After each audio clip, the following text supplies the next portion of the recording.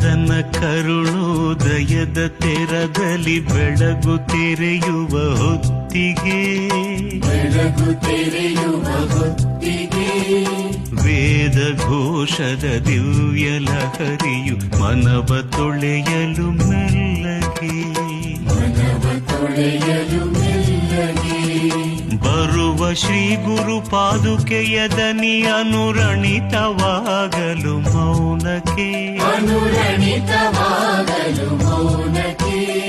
ಸಿದ್ಧ ಗಂಗೆಯ ನೆಲವು ಜಲವು ನಮಿಸಿ ನಿಲ್ಲುವುದು ಸುಮ್ಮಗೆ